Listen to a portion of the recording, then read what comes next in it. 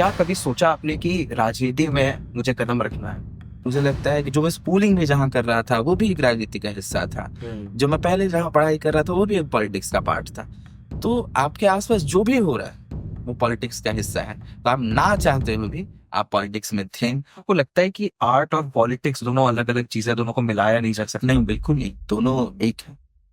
कि जेएनयू में टुकड़े टुकड़े गैंग वाले कौन है और अर्बन नक्सल कौन है, जो हर घर में बात होती है? और कोई भी बच्चा जब कहता है कि मुझे जामिया में पढ़ने जाना है या जेएनयू में पढ़ने जाना है, तो उसे घर से मना कर दिया जाता है। न्यूज में हर 15 दिन पर हमें कोई ना कोई ऐसी खबर देखने को मिलती है कि एबीवीपी और लेफ्ट के बीच में क्लैश हुआ, पत्थरबाजी हुई। देश के सबसे ज्यादा गरीब छात्र जेएनयू आते हैं, और इसलिए आते हैं कि वहाँ पैसा बहुत ज्यादा लगता नहीं। और ये बात सरकार से हजम भी नहीं हो पाया कि इतना बदनाम कर दो जेएनयू को कि लोग आना ही ना चाहे। जेएनयू में हम देखते हैं कि उल्टा हो जाता है, जो लेफ्ट पार्टीज है वो एक डोमिनेटिंग फैक्टर में आ जाती है, और एबीवीपी एनएसयूआई तो कहना काफी पीछे है। एबीवीपी और लेफ्ट के बीच में मेन फाइट है। अगर अरबिंदो कॉलेज में अगर हम लोग काम कर रहे हैं या फिर किसी और कॉलेज में हम काम कर रहे हैं तो वहाँ के छात्रों को सारे कार्यकर्ताओं का नाम पता है कि ये है। लेकिन आप पूछ दीजिए कि एबीवीपी का कार्यकर्ता कौन है, किसी को नहीं पता होगा। उसके सिर्फ प्रेसिडेंशियल कैंडिडेट का नाम उनको पता हो। क्या जेएनयू एसयू के अध्यक्ष धनंजय 2025 में बिहार विधानसभा का चुनाव लड़ने वाले हैं?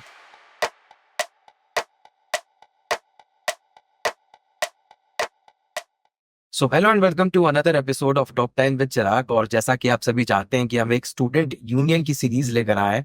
पहले हमने आपको डूसू के फॉर्मर प्रेसिडेंट तुषार डेड़ा से परिचय कराया, उनसे हमने बातचीत की। फिर हमने करंट डूसू प्रेसिडेंट जो थे रौनक खत्री, उनसे बात की। अब हम आ गए हैं डीयू के बगल में जेएनयू। जी हाँ, क्योंकि दिल्ली यूनिवर्सिटी और जेएनयू दोनों की जो राजनीति है, जो वहाँ की स्टूडेंट पॉलिटिक्स है, वो काफी चर्चाओं में रहती है। वहां से बहुत हद तक जो देश की राजनीति का माहौल है वो भी तय होता है। और इन कैंपस के अंदर जो छोटे छोटे प्रोटेस्ट होते हैं, लेकिन उनकी बातें बहुत बड़ी बड़ी होती हैं, उन पर हम बात करने के लिए आज हमने एक ऐसे गेस्ट को बुलाया है जो वैसे तो किसी परिचय के मोहताज नहीं है, लेकिन मैं आपको मिलवाना चाहता हूँ धनंजय से, जो है जेएनयू एसयू के प्रेसिडेंट। क्योंकि जो प्रेसिडेंट पोस्ट है जेएनयू एसयू का, वो काफी चर्चाओं में रहता है। हर साल जब वहाँ इलेक्शंस होते हैं तो काफी गर्मा गर्मी का माहौल होता है एबीवीपी और तमाम लेफ्ट की पार्टीज में। जो वार प्रहार शब्दों का वार होता है, उसकी काफी चर्चाएं होती हैं।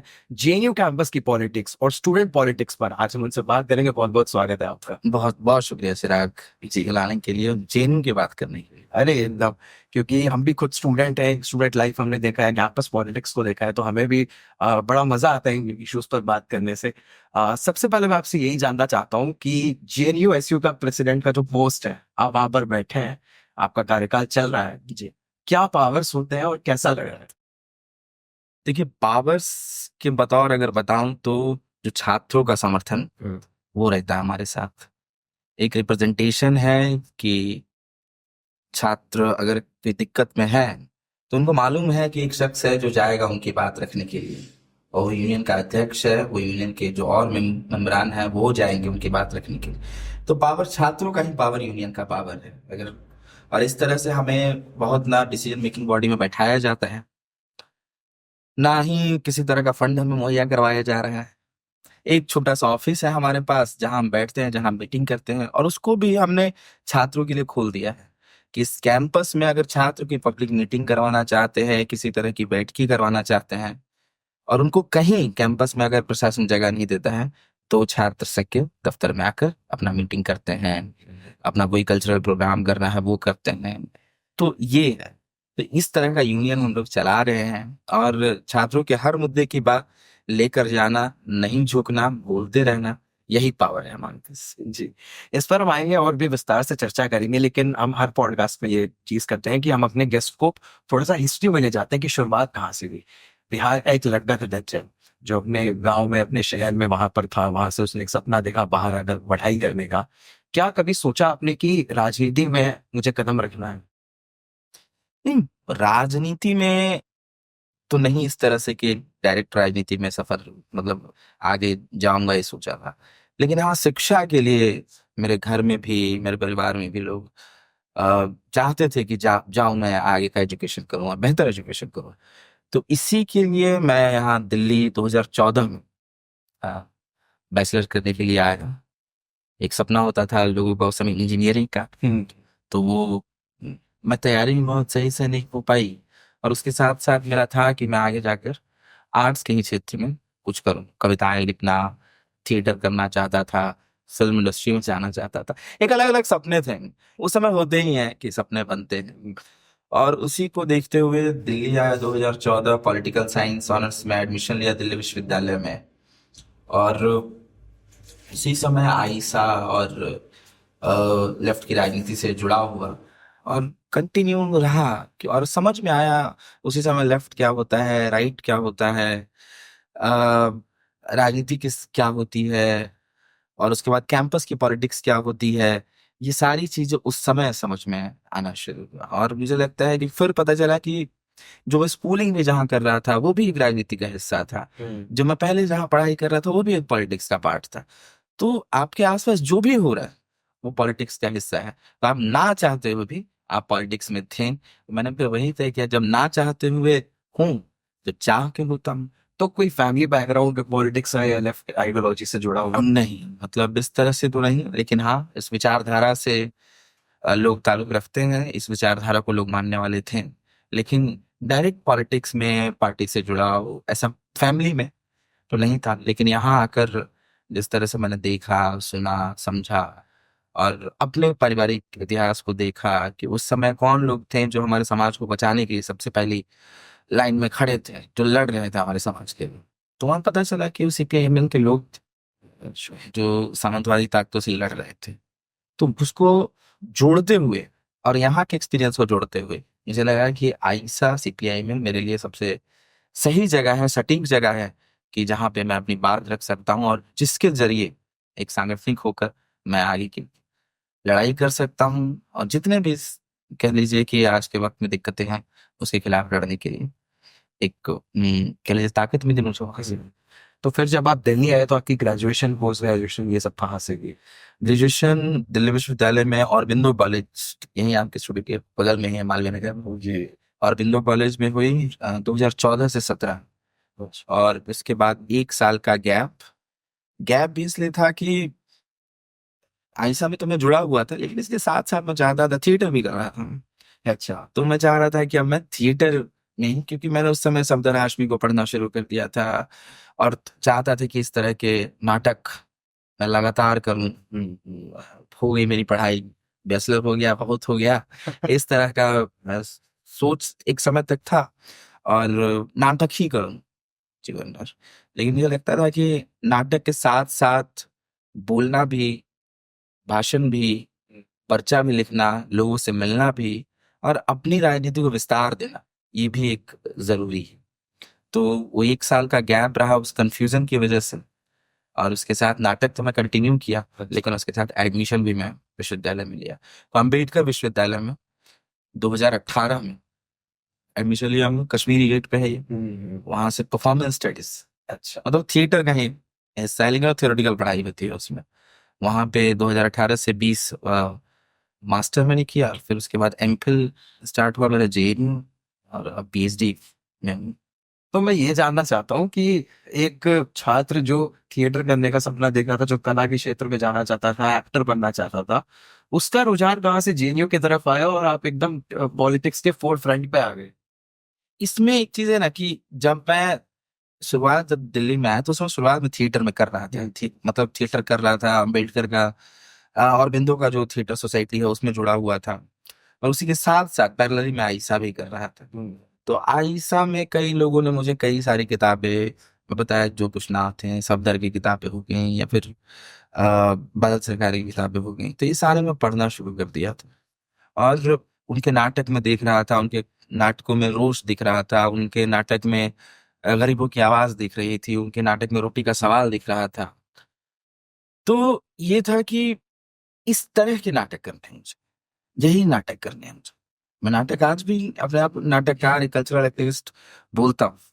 तो मैं चाह रहा था कि इस तरह के नाटक करने हैं और इसको नाटक के जरिए जन जन तक ले जाना है। तो लेकिन उसके बाद ये भी था साथ में कि आइसन राजनीति को भी उसके साथ ले जाना है।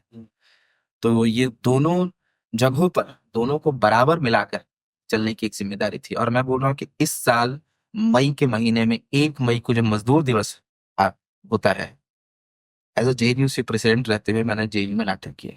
अच्छा। तो नाटक खत्म नहीं हुआ है, थिएटर खत्म नहीं हुआ है, क्योंकि नाटक एक जरिया है, बहुत ही मुश्किल से मुश्किल चीजों को बहुत आसानी से ले जाते हैं। और हमारा काम इस तरह से कि आप बोलिए कि साम्यवाद या फिर ये सारी चीजें जो बहुत टफ लैंग्वेज लोगों को लगती है कि तो मार्क्सिस्ट लेनिनिस्ट ये क्या है, बड़े लोग टेंशन में रहते, लेकिन हम नाटकों के जरिए अपनी बातों के जरिए समाज के कई जो तरह तरह के जो घटनाएं हो रही हैं उसका उदाहरण बनाकर बताकर उस चीज को समझाना बताना, रोटी के सवाल को समझा पाना, तो उसको नाटकों के जरिए भी ले जा रहे हैं, अब तो गीतों के जरिए भी ले जा रहे हैं, रील्स के जरिए भी ले जा रहे हैं। तो जितना आसान भाषा हो पाए जन जन तक पहुंचने का, जनता तक पहुंचने का, लोगों तक पहुंचने का, वो सारे भाषा हम इस्तेमाल कर रहे हैं, सारे जरिए हम इस्तेमाल कर रहे हैं। क्या आपको लगता है कि आर्ट और पॉलिटिक्स दोनों अलग अलग चीजें, दोनों को मिलाया नहीं जा सकता? नहीं, बिल्कुल नहीं, दोनों एक है। कैसे? मैं इसीलिए बोला, मैं शुरुआत में जब बात कर रहा था कि पॉलिटिक्स हर चीज डिसाइड करती है। आप अगर चाहते हैं कि ए पॉलिटिकल होना, तब भी आप एक पॉलिटिक्स का हिस्सा हैं। ठीक है ना? आप हम दोनों बैठे हुए हैं एक पॉलिटिक्स की वजह से बैठे हुए हैं। हम मैं जिस तरह का कपड़ा पहना हूं या आप जिस तरह के कपड़े पहने हुए हैं, कितना का कितने दाम का आएगा, कहाँ से बनेगा, किस तरह से बनेगा, उस मजदूर को पैसा मिलेगा भी नहीं, ये सारी चीजें ये पॉलिसी और पॉलिटिक्स तय कर रही है। तो एक हमारी जिम्मेदारी होती है कि जब हम सारी चीजें हम तय कर रही है पॉलिटिक्स हमारे से रिलेटेड, तो हमें भी पॉलिटिक्स में रहना चाहिए। तो इसी तरह आर्ट्स भी जो है, आर्ट है कि अगर हनी सिंह का गाना आएगा या फिर ओमपुरी की कोई फिल्म आएगी, तो दोनों की एक अपनी अपनी पॉलिटिक्स है, किस जनता तक जा रही है, कहाँ तक जा रही है, उसमें क्या कोई मैसेज है, मैसेज नहीं भी है तब भी एक मैसेज है। समझ रहे हो? तो ये दोनों अपने से जुड़ा हुआ है। आप एक फिल्म देखिएगा पार्टी, नाटक है वैसे, महेश महेशी नाम नाटक का है। तो उनकी फिल्म है, उन्होंने नाटक लिखा, उस पर एक फिल्म बनी पार्टी, उसमें एक बड़ा अच्छा डिस्कशन, बड़ा पॉपुलर है, वो रील्स पे भी आते रहता है कि क्या ओम पुरी और अमरीश पुरी में एक बहस रहती है, और भी बहुत लोग वहां पे रहते हैं। तो वही उसमें बोलता है कि बिना एक सार्थक पॉलिटिक्स के, बिना एक बेहतर पॉलिटिक्स के अच्छे आर्ट की परिकल्पना नहीं हो पाएगी। और मैं मुझे लगता है कि विश्व में बहुत सारी क्रांतियां आई, चाहे फ्रांस में आया, चाहे और अलग अलग जगह रशिया में आया, तो उसमें आर्टिस्टों का जो योगदान है, अगर तो आप देखिए कि बहुत महत्वपूर्ण है। और हमारे वक्त में भी जितने बेहतरीन गाने भी लिखे गए हैं, वो एक बेहतर पॉलिटिक्स का ही देना है। आपको मैं बता रहा हूँ कि जब वर्ल्ड वॉर 2 के समय लोग जा रहे थे हिंदुस्तान से जंग लड़ने के लिए, तो एक गाना लिखा गया, गांधी जी और इस सब के कह रहे थे कि ब्रिटेन का समर्थन करते हुए जाइए, जंग लड़ना है वहां पे। तो वहां पे एक गाना लिखा गया था कि जाने वाले सिपाही से पूछो वो कहाँ जा रहा है, कोई दुखिया है जो गा रही है, भूखे बच्चों को सहला रहे। तो इस तरह के गीत और वहीं से आए और फिल्मों में भी आए। अ, कहाँ है कहाँ है, ये प्यासा फिल्म का गाना सारे पॉलिटिक्स का हिस्सा है। और प्रेम के भी गीत हो रहे हैं, तो उसमें अपने आप एक पॉलिटिक्स, किस तरह की प्रेम की परिभाषा हम गढ़ रहे हैं, समाज में एक लड़का और एक लड़की के बीच में किस तरह के रिश्ते होंगे, वो बहुत डिसाइड हो रहा है फिल्मों से आज के वक्त में, जो कि बहुत गलत दिशा में भी जा रहा है और कई चीजें बहुत सही दिशा में भी जा रही है। ठीक है, कई जगह हम बहुत फ्रीडम महसूस करते हैं, लेकिन कई जगह हमें लगता है कि ऐसा ही क्यों होगा, यही क्यों डेफिनेशन होगा। करण जौहर की फिल्मों में हम हमें बांधा जाता है। तो ये सब तो पॉलिटिक्स का हिस्सा है। तो आर्ट और पॉलिटिक्स मुझे लगता है मेरा एक पर्सनल ओपिनियन है कि दोनों को एक दूसरे से जुड़ा होना चाहिए। और मैं भी मानता हूँ कि एक बेहतर आर्ट के लिए आपको एक पॉलिटिकल ऑर्गेनाइजेशन में भी होना जरूरी है, एक ऑर्गेनाइज राजनीति को देखते हुए आपको आर्ट करनी चाहिए। तो इसी से रिलेटेड एक और सवाल है, फिर मैं जेएनयू की पॉलिटिक्स पे आऊंगा। आज के डेट पे हम जो देखते हैं, फिल्म एक्टर्स होते हैं या सेलिब्रिटीज जो होते हैं, कुछ सेलिब्रिटीज तो ऐसे हैं जो साफ तौर पर खुलेआम मीडिया के सामने आकर अपना पक्ष बताते हैं कि हाँ, मैं इस विचारधारा का समर्थन कर रहा हूँ या कर रही हूँ। एक बड़ा तबका में ऐसा दिखता है जो चुप रहता है। वो कुछ भी देश में हो जाए, कोई भी हादसा हो जाए या कोई विषय हो, उस पर वो चुप्पी साध के रहते हैं, कुछ नहीं बोलते हैं। ये आपको क्या लगता है कि किस तरह की डिप्लोमेसी है? ये देखिए, अगर आप चुप हैं तो बहुत साफ है कि जालिम की तरफ खड़े हैं। ठीक है ना? कि खामोशी से आप बताते हैं कि आप तो बिल्कुल जो जुल्म कर रहा है उसके पक्ष में दिखाई देने लगते हैं आप, और नहीं बोल पाना। और मुझे लगता है कि जिंदगी की एक फिलॉसफी होती है, सबकी अपनी अपनी फिलॉसफी होती है, लेकिन जिसमें एक फिलॉसफी ये भी है कि सुबह 9 बजे जाएंगे नौकरी के लिए, शाम के 5 बजे आएंगे। इस तरह की जिंदगी होगी, एक बच्चा होगा, बीवी होगी, और कुछ समय बाद मर जाएगा। आपको कोई ना याद रखने वाला होगा, ना कोई जानने वाला होगा, आपकी जिंदगी खत्म हो जाएगी। एक इस तरह की फिलॉसफी है। दूसरी ये है कि आप जितना समय तक जिंदा रहेंगे, खुद के जो आपके विचार है वो फ्रीडम महसूस कर पाएंगे आप, मतलब आजादी के साथ बोल सकते हैं, कह सकते हैं।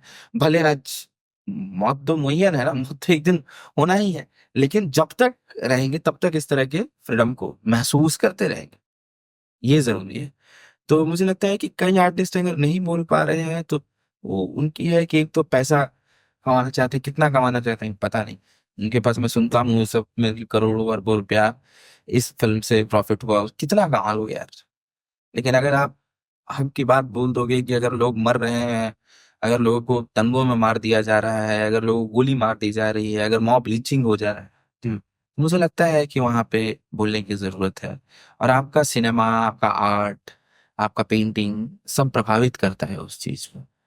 या फिर आप चुप भी हैं तो वो भी प्रभावित करता है, क्योंकि आपको दर्शकों ने देखा है। हिंदुस्तान में एक कल्चर है कि हम बहुत जल्दी फैन बनते हैं, हम बहुत जल्दी लोगों की बात सुनने लगते हैं।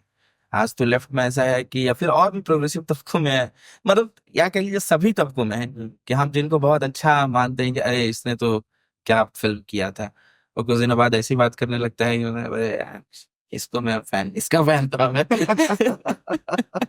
वो कोई प्रोपेगेंडा फिल्म करने लगेगा, वो कुछ और करने लगेगा। हालांकि यही है, कुछ चीजें तो है कि फैन मत बनिए, लेकिन इतना है कि आप समाज में रहते हैं तो समाज का हिस्सा अगर हैं तो आपको बोलना आना चाहिए। और आप एक ठीक ठाक पद पे हैं तो आपको तो बिल्कुल ही अपने लोगों के लिए, और गलत को अगर महसूस करते हैं कि गलत है, तब तभी आप मतलब कह लीजिए कि हम एक अच्छे आर्टिस्ट बन सकते हैं। अदरवाइज फिर आप वही फेक सब कुछ है, फेक का एक हिस्सा है। तो अब मुझे धनंजय, आपने ऐसी बात कही कि मुझे विक्रांत बसे याद आ गए। हालांकि मैं बोलना नाम लेना चाहता था, लेकिन मैं लिया नहीं। उसमें मुझे कोई दिक्कत नहीं है, विक्रांत मैसी हो या फिर और भी नहीं, आर्टिस्ट। क्योंकि अभी उनकी film I the Sabarmati report, और एक वक्त हमको याद करते हैं जब वो ट्विटर पर साफ तौर पर जेएनयू के पक्ष में लिखा करते थे। दीपिका पादुकोण जब जेएनयू आई, उन्होंने सॉलिडारिटी दी। लेकिन अब जब उनकी फिल्म आई साबरमती रिपोर्ट, तो जो लेफ्ट ऑर्गेनाइजेशन है उन्होंने उस फिल्म को प्रोपेगेंडा कहा, और एबीवीपी ने आरोप आप पर लगा दिया कि जब वो उसकी स्क्रीनिंग कर रहे थे तो उस पर पत्थरबाजी हुई। ये क्लैश क्यों हो रहा है? देखिए, पहली बात, प्रोपेगेंडा फिल्म को प्रोपेगेंडा फिल्म कहने में ना मुझे दिक्कत होनी चाहिए, ना आपको होनी चाहिए, ना किसी को होनी चाहिए, और जो बना भी रहा है फिल्म उसको भी नहीं होनी चाहिए। ये प्रोपेगेंडा फिल्म है। विद आर्टिस्टिक फ्रीडम है कि हाँ हाँ, आप बनाइए आप, लेकिन आप बोल दीजिए कि हाँ भाई हम प्रोपेगेंडा फिल्म बनाए हैं, ये हमें सरकार ने बोला है बनाने के लिए, एक एंटी मुस्लिम फिल्म हम बनाना चाहते हैं, और ऐसा फिल्म जिसमें जनरलाइज कर दिया जाए कि सारे मुसलमान देश के ऐसे हैं कि हमला करते हैं, हत्या करते हैं, हम जनरलाइज कर देते हैं ऐसे फिल्म को बनाकर। तो मुझे उसमें कोई वो नहीं है, इसीलिए हमने बोला प्रोपेगेंडा फिल्म है तो बोलेंगे भाई प्रोपेगेंडा फिल्म। और जहाँ रही जेएनयू में बात, एक वो फिल्म हालांकि फ्लॉप हो गई है, मुझे तो मैं क्या उससे बात करूं, कहीं इसकी वजह से 2-3 लोग देखने न चले जाए। लेकिन अलग बात है, ये तो वही था, एक फ्लॉप फिल्म का प्रदर्शन हो रहा था जेएनयू। अब जेएनयू को इन्होंने एक ऐसा जगह बना लिया है कि उनको लगता है कि यहाँ से चीजें, ये हिट मशीन है जेएनयू, कि अगर जेएनयू में बवाला हो जाए, कुछ ऐसा हो जाए कि देश की मीडिया में चल जाए, तो फिल्म शायद चल जाए। होता ही है, अमूमन होता है, कई फिल्में इस तरह से चल जाती हैं। तो यही हुआ, कोशिश थी उनकी, और बहुत ही प्री प्लान वो, क्या मैं बताऊं उस प्लान के बारे में। मीडिया पहले से अंदर, और सारे जितने आप मीडिया को जानते हैं वो मीडिया, मैं बहुत हिंदी में बोल तो अविश्वसनीय मीडिया है, कि जिस पे आग का रत्ती भर वो खबरें बनाते हैं, वो खबरें लाते नहीं हैं, खबरें निकालते नहीं हैं, खबरें खोजते नहीं, वो खबरें बनाते हैं। तो एक खबर बनाने के लिए सब पहुंचे वहां पे, खबर आज एक मसाला मिलने वाला है, लेकिन कोई पत्थर फेंकने के लिए अब तो चाहिए लोग। तो एक इंसान को लगाया इन्होंने। मैं साइज कैसे बताऊं, एमएम में बताऊं या फिर किस तरह से, बहुत छोटा पत्थर। मैं देखा वीडियो में और बहुत लोगों ने मखौल भी उसका बनाया, तो एक ऐसा था उसको कि ये पत्थरों से मार हुआ है, एक पत्थर दिखा रहा है और भयंकर पत्थरबाजी हुई है। अरे ठीक है। दूसरी चीज ये हुई कि मैं एक पुलिस वाले से फोन किया तो उन्होंने बताया कि अरे अपना ही एक लड़का था, उसने फेंका और वो निकल गया। तो इन लोगों ने क्या किया कि इन एबीपी के लोगों ने वहां पे सोचा कि दिखाते हैं कि कोई भागा है, तो दौड़ के एक कमरे में गए कि इस कमरे से आई ये पत्थर, और ठक ठक आया उस कमरे में।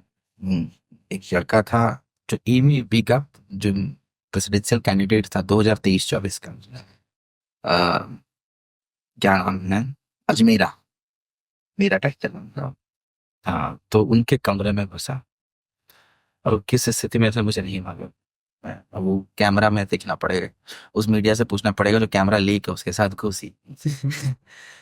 तो उस कमरे में घुसे, वो बाहर निकले, फिर बहुत ही एबीपी आपस में ही लड़ने लगी। हमने वीडियो भी एक देखा कि आपस में ही गुत्थम गुत्था कर रहे हैं दोनों। तो ये चीज जो थी पास होनी थी यहाँ से, स्क्रिप्ट जो बनाई थी इन्होंने वो पूरी तरह से फेल हो गई, फ्लॉप हो गई। तो एक ही दिन में दो चीजें फ्लॉप हुई, फिल्म दोबारा फ्लॉप हुई वहां पे, और जो स्क्रिप्ट था एबीवीपी का वो भी फ्लॉप हुआ। तो पूरे मखौल मतलब उड़ा, जेनी में सारे छात्र हंसी के पात्र बन गए हैं वहां जेनी में। और वो हालांकि पहले से भी थी, लेकिन दिक्कत इसमें दो, दिक्कत ये है कि देश की मीडिया ने जिस तरह से चलाया कि जेनी में पत्थरबाजी होता है या हो रहा है, इससे एक चीज तो ये होगा कि तुम गांव गिराव इलाकों में लोग पढ़ रहे हैं या पढ़ना चाहते हैं, पढ़ने का ख्वाब देखते हैं कि कम पैसा में मैं कैसे बेहतर पढ़ाई करूं, और उसके लिए एकमात्र ऑप्शन है देश भर में जेएनयू। तो जब उसका वो सपना देख रहे हैं तो आसपास के लोग बोलेंगे अरे वहां तो पत्थर चलता है, वहां मत जाओ। सपनों को मार दिया जाता है ये सब। क्या आप इसको इतना बर्बाद दिखा दीजिए, इतना ऐसा दिखा दीजिए कि लोग जाने का सपना छोड़ दें। और दूसरी चीज है कि जो कमरे में गए तो किसी और का भी कमरा हो सकता था, कोई कॉमन स्टूडेंट का कमरा हो सकता था जिसमें मीडिया घुसी। वो तो ईवीपी का था इसीलिए उन लोगों ने कुछ नहीं किया। मतलब किसी की लिंचिंग होती, किसी के निजता का हनन हुआ तो बतौर जेबीएससी ने हमने इसका कंडेम किया और हमने कार्रवाई की मांग की है कि कैसे कमरे में घुसे। और उस मीडिया चैनल पे भी जो कमरे में गया है उस पे भी, और जो साबरमती के प्रेसिडेंट हैं उन्होंने उन्होंने भी पर्चा निकाला और लिखा है कि इस तरह की हरकत चीन में बर्दाश्त नहीं होगी जो ये भी करना चाह रहा है। तो ये है पूरी बात। तो पूरी तरह से जी एक फ्लॉप करवा के जेएनयू भेजा है। तो धनंजय जी, मैं आगे बढ़ना चाहता हूँ, और आपने जो जिस चीज का जिक्र किया कि कैंपस का एक बुरा एक इमेज बनता है जनरल पर्सपेक्टिव में। मैं खुद बिहार से हूँ और नॉर्थ इंडिया में एक परसेप्शन अपने घरों के बीच में देखा, जो मैं आपसे भी पूछना चाहता हूँ कि ये जेएनयू में टुकड़े टुकड़े गैंग वाले कौन है और अर्बन नक्सल कौन है, जो हर घर में बात होती है। और कोई भी बच्चा जब कहता है कि मुझे जामिया में पढ़ने जाना है या जेएनयू में पढ़ने जाना है, तो उसे घर से मना कर दिया जाता है कि नहीं, वहां पर एंटी नेशनल्स हैं, वहां का माहौल खराब है। और उसमें हम एक और चीज देखते हैं कि न्यूज में हर 15 दिन पर हमें कोई ना कोई ऐसी खबर देखने को मिलती है कि एबीवीपी और लेफ्ट के बीच में क्लैश हुआ, पत्थरबाजी हुई, लाठी डंडे चले, मारपीट हुई। तो ये क्या परसेप्शन बिल्डअप हो रहा है इंस्टीट्यूशन का? देखिए जेएनयू जहाँ पे है ना, वो साउथ दिल्ली का सबसे पॉश इलाका, सबसे महंगे इलाके में, अगर मैं उस हिसाब से बात करिए रेट के हिसाब से, और वहां पे जो पढ़ने वाले लोग हैं सबसे कम पैसे में सबसे बेहतर पढ़ाई पढ़ रहे हैं वहां। देश के सबसे ज्यादा गरीब छात्र जेएनयू आते हैं, और इसलिए आते हैं कि वहां पैसा बहुत ज्यादा लगता नहीं है। और ये बात इस सरकार से हजम ही नहीं हो पाया कि कैसे भाई कि गरीब का बच्चा इतना कम पैसे में इतना बेहतर पढ़ाई कैसे कर ले रहा है। यहाँ हम एमएससी है और भी अलग अलग गलगोटिया है और फलना है ढिमकाना है, हम चाह रहे हैं उसको बढ़ावा देना, लेकिन सब चाह रहे हैं कि जेएनयू आना आएंगे क्योंकि सस्ती है। तो इसी चीज को लेकर कि यहाँ लोग ऐसी शिक्षा का बात ही ना करें, जब बात करने जाएं तो लगे कि ऐसी शिक्षा पॉसिबल नहीं है। और दूसरी बात कि इतना बदनाम कर दो जेएनयू को कि लोग आना ही ना चाहे। लोग उसको हेय की दृष्टि से देखें और डिमीन करे हर जगह। तो और यही हुआ कि आप देखिए कि 2016 में 9 फरवरी की उसी तरह से जैसे अभी हुआ था, पहले से मीडिया मौजूद, पूरी तरह से कहानियां गढ़ी गई। और 2015 के दिसंबर का जो ऑर्गेनाइजर है, जो आरएसएस का पत्रिका है, 15 की बात कर रहा हूं, 15 दिसंबर में उसमें आया जेएनयू दरार का गढ़, 5 जनरल ऑर्गेनाइजर हो गया। और ठीक 2 महीने बाद 2016 के 9 फरवरी को इस तरह से मीडिया अंदर रहती है, सारी चीजें होती हैं और कहा जाता है कि इस तरह के नारे लगाए गए हैं, और तमाम चीजें। और पूरी तरह से वो भी फिल्म अभी तक ना किसी पे आरोप लगा, ना किसी पे केस हुआ, ना किसी पे चार्जशीट दायर भी हुआ, तो उसका कोई किस पे हुआ पता नहीं चला। ठीक है, सरकार आपके, गृह मंत्रालय आप रहे, सब कुछ आप चाहते तो क्या नहीं कर, लेकिन आपके पास कुछ था ही नहीं। और आपको ये भी बता दो, वो वीडियो भी डॉक्टर निकले, अगर आप देखेंगे पलट के, लेकिन इसके बारे में कोई नहीं बात कर रहा है, क्योंकि एक बार जो मैसेज चला गया कि जेएनयू आतंकवाद का गढ़ है, जेएनयू दरार का गढ़ है, सिर्फ इसलिए गया और फिर इसलिए सरकार ने इस तरह से प्रोपेगेट करवाया कि वो सबसे सस्ते पढ़ाई का जगह है। और लोग ख्वाब देखते हैं जेएनयू का, सपना देखते हैं जेएनयू में। और दूसरी जो सबसे इम्पोर्टेंट बात है जेएनयू को लेकर, कि जेएनयू में छात्र, चाहे वो किसानों की बात हो, चाहे मजदूरों की बात हो, चाहे आंगनबाड़ी महिलाओं की बात हो, चाहे सैनिटेशन वर्कर की बात हो, देश में दंगों का सवाल हो, चाहे किसी भी बात हो, वो प्रोटेस्ट करते हैं, वो बोलते हैं। और इसलिए बोलते हैं कि उनको पता है कि वो देश की जनता के टैक्स के पैसे से पढ़ रहे हैं, और देश की जनता पर अगर कुछ भी होगा तो हमें बोलना हमारा जिम्मेदारी है, और हम बोलेंगे इसके। यही इस सरकार को मतलब सहन नहीं हो पा रहा है कि एक तो इतना कम पैसा में पढ़ रहे हैं और ऊपर से बोल भी रहे हैं। तो इसको ऐसा बना, तो हमारी तो कितनी फिल्म है, अभी कुछ दिनों पहले फिल्म आई थी एक, वो सब प्रोपेगेंडा फिल्म अब चलती भी नहीं है, बस्तर नाम से। उसमें बोलती है, मैं ट्रेलर देखा कि जेएनयू के छात्रों को सड़क पर खड़े करके गोली मार देना चाहिए। सीरियसली मैंने वो फिल्म देखी नहीं है, मैं आपसे पूछ रहा हूँ कि आप सही। ट्रेलर देख लीजिए ना, अभी लगा दीजिए, मैं बोलूंगा कि देखिए ना, उसमें बोलते हैं कि जेएनयू के छात्र ऐसे हैं, उनको तो गोली मार देनी चाहिए, सड़क पर खड़े करके गोली मार देनी चाहिए।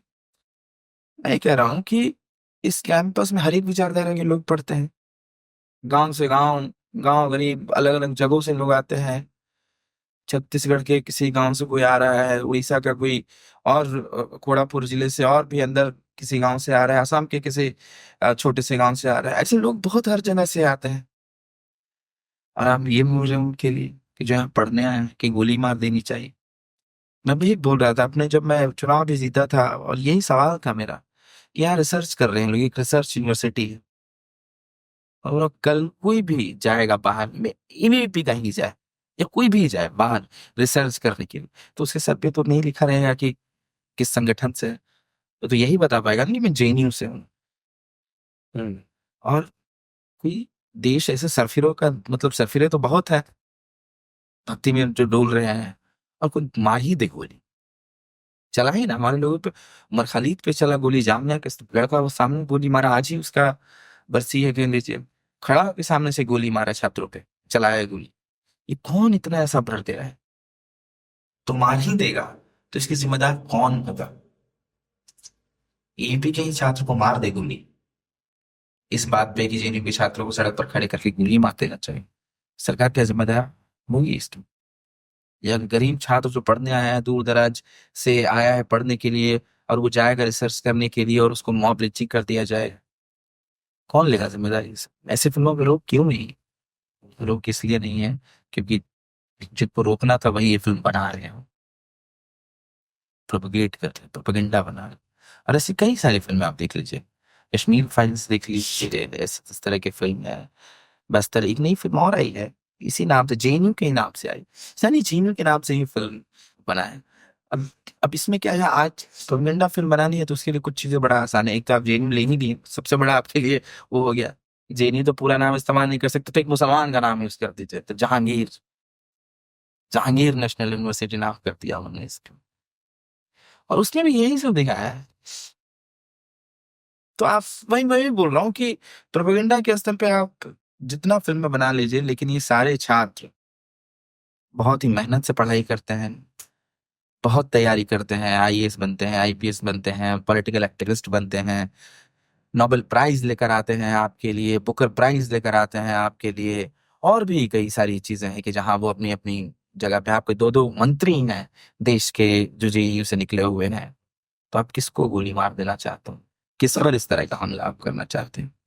तो ये बहुत साफ बात है। और इस सारी जो टुकड़े टुकड़े गैंग, अर्बन नक्सल, सिर्फ इसलिए है कि हम सवाल करते हैं, और देश में जो भी सवाल करता है तो या तो उसको अर्बन नक्सल बोल दिया जाता है, अगर स्टूडेंट है जेएनयू से बोल रहा है, टुकड़े टुकड़े गैंग बोल दिया जाता है। किसान अगर एमएसपी का सवाल लेकर आता है तो उसको खालिस्तानी बता देते हैं। अडानी अगर जमीन, आदिवासियों का सैकड़ों एकड़ जमीन कोड़ देता है और आदिवासियों को विस्थापित कर देता है, आदिवासी अपने हक के लिए लड़ते हैं, तो उनको नक्सलाइट बता देते हैं।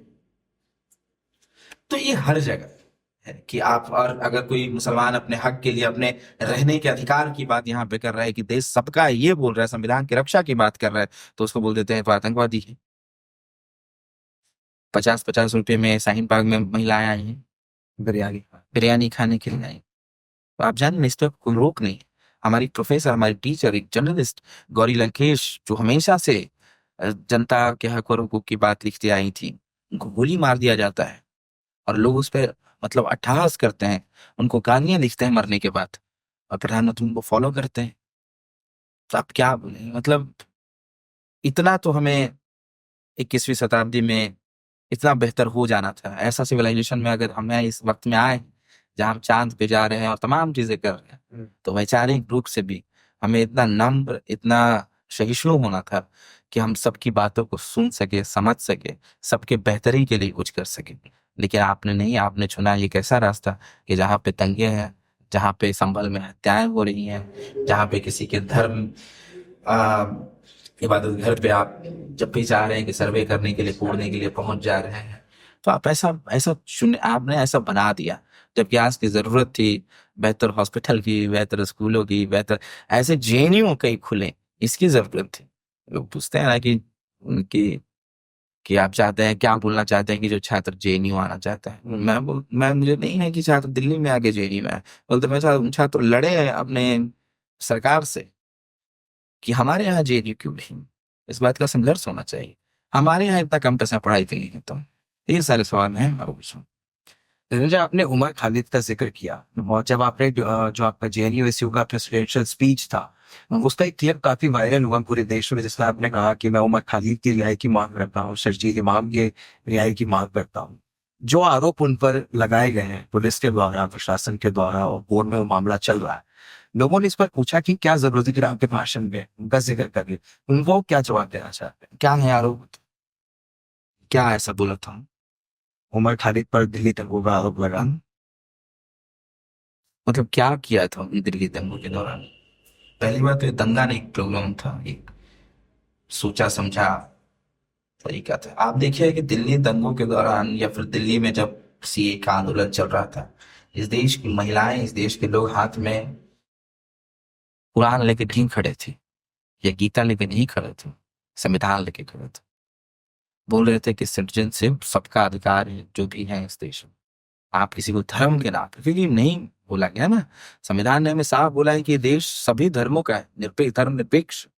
लेकिन आपने क्या किया, आपने बोला कि धर्म, ये धर्म आएंगे, ये नहीं आएंगे। ठीक है, आपने ऐसे बोल दिया। तो सभी धर्मों का देश है, तो आपने धर्म के आधार पर चाहा कि देश बटे या देश में लोगों को सिटीजनशिप मिले, तो इसका तो हम सबसे पहले खिलाफ थे। और मैं भी सीए के दौरान में वहां पे थोड़ा था। एक आदमी आके बोलता है कि आंदोलन नहीं हटा, तो बता देता हूँ कि क्या हो जाता है। उसका नाम कपिल मिश्रा है, वो भाजपा में है, भी खुलेआम घूम रहा है, बदतमीजी ट्विटर पे और तमाम जगह इसी तरह के दंगैया बात करते रहता है। एक अनुराग ठाकुर गोली मारो सालों को बोलते हैं मंच से, मंत्री भी है अभी।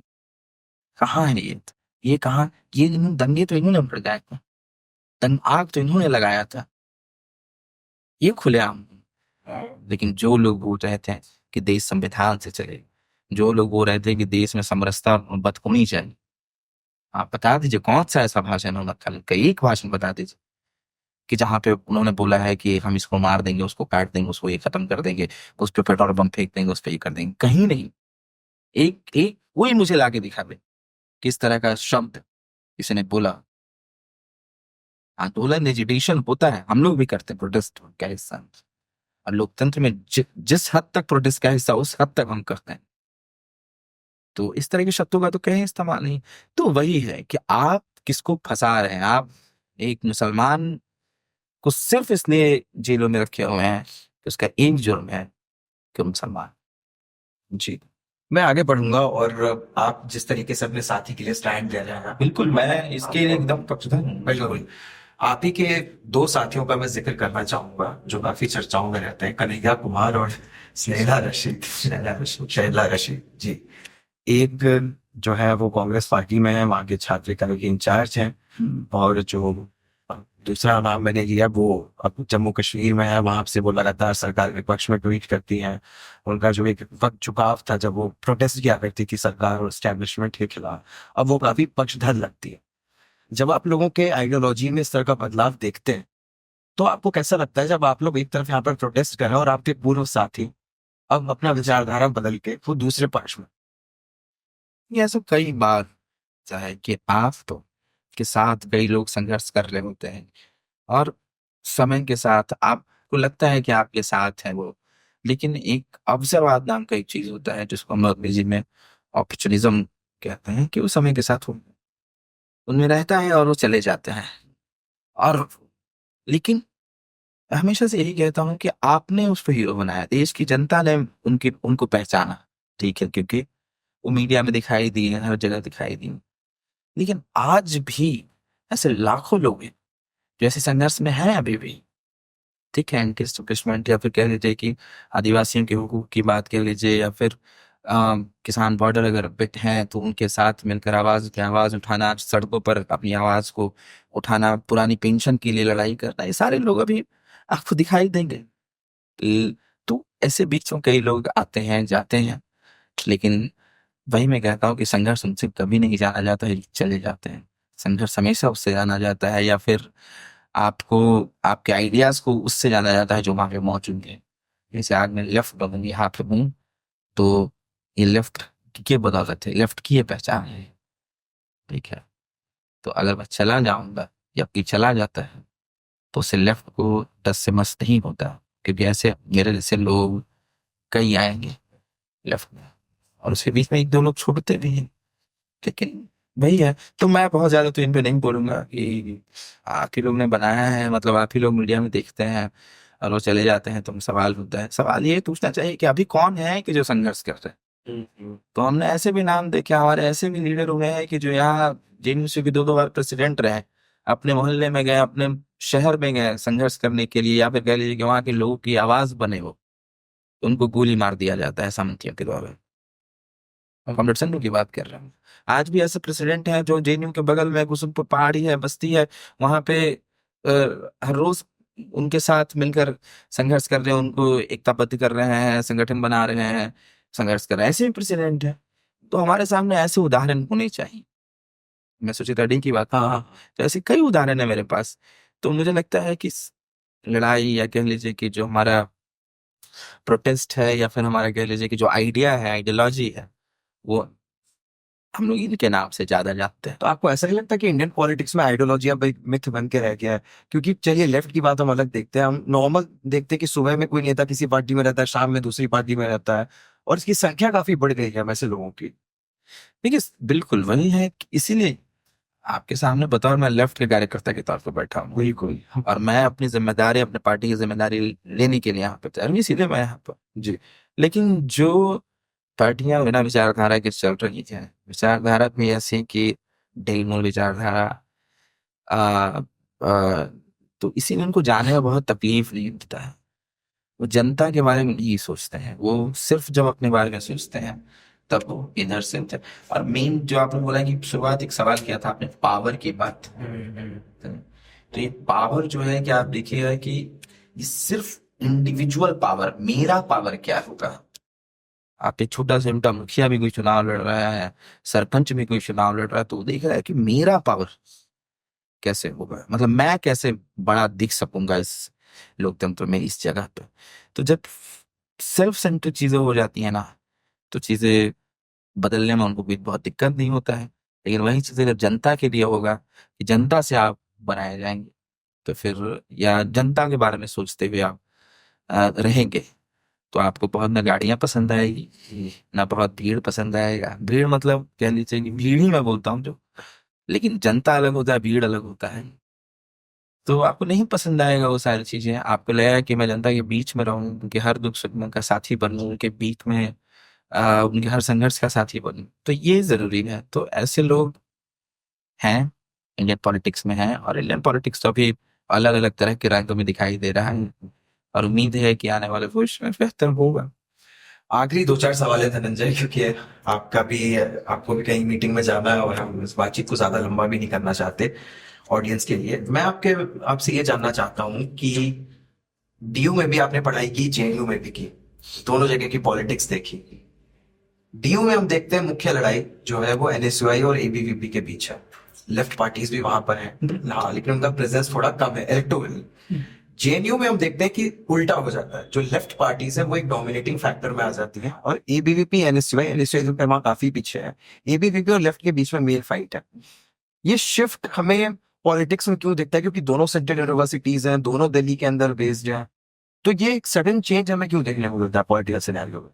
देखिए, इसमें दो चीजें हैं। इसमें यह है कि जब हम दिल्ली विश्वविद्यालय की बात करते हैं, तो दिल्ली विश्वविद्यालय में आइडिया के स्तर पर, आइडियोलॉजी के स्तर पर, अपने कामों के स्तर पे आप देखिए कि बहुत ही कम बातचीत हो पाती, क्योंकि समय उनके पास कम। उनकी क्लास 9 बजे से चलकर 5 बजे खत्म हो जाती है, और उसी बीच में वो देखते हैं, वो नाम याद रखते हैं। जिसके पास जितना पैसा है उस तरह से लोग आते हैं, कर रहे हैं, प्रचार करते हैं। और लेफ्ट भी है वहां डीयू में, तो वो है कि हर रोज हर लोग से मिलता है। लेफ्ट के लोगों का, हर एक लोगों का नाम याद है कैंपस में। मतलब डीयू की मैं बात बता रहा हूँ, कि अगर अरबिंदो कॉलेज में अगर हम लोग काम कर रहे हैं, या फिर किसी और कॉलेज में हम काम कर रहे हैं, तो वहाँ के छात्रों को सारे कार्यकर्ताओं का नाम पता है कि ये है। लेकिन आप पूछ दीजिए कि एमपी का कार्यकर्ता कौन है, किसी को नहीं पता होगा। उसके सिर्फ प्रेसिडेंशियल कैंडिडेट का नाम उनको पता हो। तो वो एक तो हीरो बनाने की वहां पे मतलब है, तरीका है। और इतना वृहद है कि लोग, मतलब हर जगह जा पाना, लेफ्ट के लिए रिसोर्सेज की कमी पड़ जाती है कि हर जगह हम नहीं इतना ट्रेवल कर पाते हैं, ठीक है। लेकिन एवीपी के पास, एनएसयूआई के पास अरबों करोड़ों रुपए और खर्च करते हैं सिर्फ इसे नाम याद रखवाने के लिए, कि नाम याद हो जाए। इसलिए आप देखिए कि कोई आइडिया पे बातें नहीं करते हैं। बातें हैं सफेद शर्ट, ब्लू जींस, गिनती की माला, एक ठीक ठाक भीड़, 100 लोगों की। वो भी मतलब कह लीजिए कि वो भी उसमें से 90% लोग के पढ़ मतलब स्टूडेंट नहीं होते हैं। वो तो मैं देख चुका हूँ, यूनिवर्सिटी में रहा हूँ, इसलिए मैं बोल रहा हूँ। आते हैं, अपनी बात कहते हैं, निकल जाते हैं। अपनी बात यही कहते हैं, अपना नाम बताते हैं और निकल जाते हैं, कि नाम याद रहे। यहाँ नाम याद रखवाने का मामला है, यहाँ आइडिया का मामला नहीं। इसलिए यहाँ प्रेसिडेंशियल डिबेट नहीं होता है। कोई किसी सवाल नहीं कर पाता है, सवाल भी करते हैं तो जवाब नहीं ही मिलता है। लेकिन जेएनयू से ठीक उल्टा है। जेएनयू 24 घंटे का कैंपस है। आपको दिन भर कैंपस में रहना है। आपको दिन भर कैंपस में पब्लिक डिबेट चल रहा है, पब्लिक मीटिंग चल रही है, गंगा ढाबा पे बहस चल रहा है।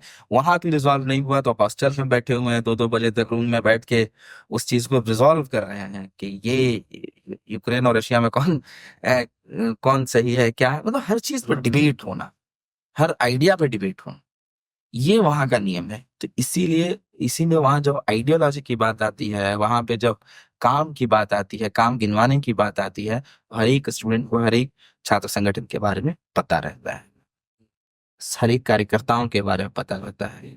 तो इसीलिए वहां पे हम ज्यादा आसान है हमारे लिए। ये तो आपने एक बढ़िया पॉइंट बताया। एक किसी से रिलेटेड एक और क्वेश्चन है, अभी हमने तुषार डेरा का इंटरव्यू किया, वो भी यूसू प्रेसिडेंट थे और एबीवीपी के वो नेशनल एग्जीक्यूटिव मेंबर भी है। तो जब उनसे मैंने ये सवाल पूछा तो उन्होंने बोला कि जेएनयू के अंदर जितनी भी लेफ्ट पार्टीज हैं वो अलायंस कर लेती है, जिसकी वजह से सारा लेफ्ट का वोट सेंटर्ड हो जाता है। तो इस बार आपने देखा कि एबीवीपी का वोट परसेंटेज बढ़ा है। मैं चुनौती देता हूँ कि लेफ्ट वाले अलग अलग लड़ लें, एबीवीपी वहां चारों सीट पर आ जाएगी। मैं कह रहा हूँ कि 2014 से पहले वहाँ 2014 तक 2015 तक आईसा 40 से 2014 2013 40 से उस समय पे एएमपी थी। एबीपी ऐसे ही आज की पार्टी तो नहीं, पहले की पार्टी है। तो उस समय भी अलग अलग लड़ रहे थे। तो हम 4-0 से जीत रहे थे और ये भी तीसरे नंबर पे आती थी, तीसरे चौथे ऐसे आ रही थी। और इसी तरह से आते हैं और आज भी उसी तरह से आ 2014 के बाद क्या हुआ है, एनवीपी के कई अलायंस उसके साथ हुए। प्रोफेसरों की जो बहालियां में सारे प्रोफेसर अलायंस में आए, प्रशासन में जो इतनी चीजें आई सारे प्रशासन के लोग उस अलायंस में आए, दिल्ली पुलिस उसके अलायंस में आई, आरएसएस का पूरा मतलब जो झुंड है वो उनके अलायंस में आया, वाइस चांसलर उसके अलायंस में आया। तो बड़ी अलायंस लेकर वो चल रहे थे 2014-15 में आए बड़े अलायंस के साथ। ठीक है ना, पूरी ताकत। मैं कह रहा हूँ कि प्रोफेसर ने पीएचडी के अपने स्टूडेंट्स को, मास्टर्स के अपने स्टूडेंट्स को बोला कि एबीवीपी को वोट देना, तब तुम्हारा पीएचडी है हम करवाएंगे। पीएचडी है तो नौकरी की बात करना। तो इस स्तर तक यहाँ पे प्रोफेसर गिर चुके हैं कि छात्रों के मतलब छात्रों के इलेक्शन में वो खुश रहे। और सारे एबीवीपी के, आरएसएस के प्रोफेसर, बीजेपी के प्रोफेसर, तो इतना बड़ा अलायंस के सामने हम तो बहुत सिर्फ छात्रों का अलायंस हो। आपके पास तो पूरे स्टेट का अलायंस है। आप देखिए ना कि जितने हिंसा हुए हैं हम पर इस दौरान, आने वाले पिछले 10-15 सालों में, सबसे ज्यादा प्रॉक्टोरियल इंक्वायरी हमारे ऊपर, हम लोगों के ऊपर है। प्रॉक्टर तुरंत हम पर इंक्वायरी भेजता है। एबीपी का वीडियो है, लाठी चला रहा है, साइकिल फेंक रहा है, किसी को मार रहा है, किसी को पीट रहा है, कुछ भी कर रहा है, उस पर कोई प्रॉक्टोरियल इंक्वायरी नहीं। 5 जनवरी को पूरे कैंपस के छात्रों को पीटा गया था एबीपी के द्वारा, और बाहर से जो घूमने आए थे, लेकिन उन पर कोई प्रॉक्टोरियल इंक्वायरी नहीं थी। वो उस अलायंस को कहाँ से जोड़ेंगे? वो उनको जोड़ना पड़ेगा ना। तो यही है। और आपके पास पैसा क्या क्या है, 6,000 करोड़ जब ये लखनऊ पौंड से आ रहे हैं, तो पैसा की तो कमी होगी नहीं है आपके पास। तो सब कुछ है आपके पास, और हमारे पास सिर्फ छात्रों की आवाज है, छात्रों का अलायंस है। चलिए धनंजय, आखिरी सवाल आपसे। 30 साल के बाद करीब करीब जेएनयू को एक दलित अध्यक्ष मिला, काफी चर्चाओं में आप आए, एक लोकप्रियता भी मिली आपको, लोग जानने लगे बिहार से आप हैं, और बिहार भी आप जाते रहते हैं, हम देखते हैं अभी वहां पर माले की यात्रा थी, वहां पर आप गए थे। क्या जेएनयू एसयू के अध्यक्ष धनंजय 2025 में बिहार विधानसभा का चुनाव लड़ने वाले हैं या नहीं? देखिए, इसमें यह है कि एक तो मैं एक पार्टी का सदस्य हूँ, सीपीआई-एमएल लिबरेशन का, और हमारी पार्टी डिसाइड करती है कि कहाँ पे किस जगह पे धनंजय का, कमर धनंजय का होना सही है। तो बिल्कुल पार्टी के ऊपर है कि वो कहाँ पे मुझे रखना चाहती है आने वाले वक्त में। आपकी इच्छा है लड़ने की?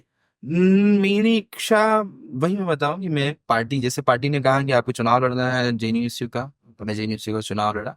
इसके पहले मैं एयूडी में एज अ काउंसलर चुनाव लड़ा, वहां भी जीता। तो वो सारा डिसाइड हम लोग बैठ के ही करते हैं। तो अभी तक ऐसा नहीं नहीं है कि इस तरह की बातें हैं, लेकिन हाँ अगर होगी तो बिल्कुल। और ऐसा बोलने में क्या ही दिक्कत है, मतलब आप चुनाव लड़ रहे हैं तो कोई ना कोई तो लड़ेगा ही। और चुनाव लड़ना मुझे नहीं लगता है कि आज के वक्त में कोई गलत चीज है, मतलब, या फिर हम लोग इस तरह के, चुनाव पार्ट है हमारी राजनीति का, छोटा सा पार्ट है कम्युनिस्ट पार्टियों का, या फिर कह लीजिए कि जो वोट चुनाव होते हैं, मतलब ये हिस्सा हो जाता है। लेकिन हमारा तो 24/7 का काम है।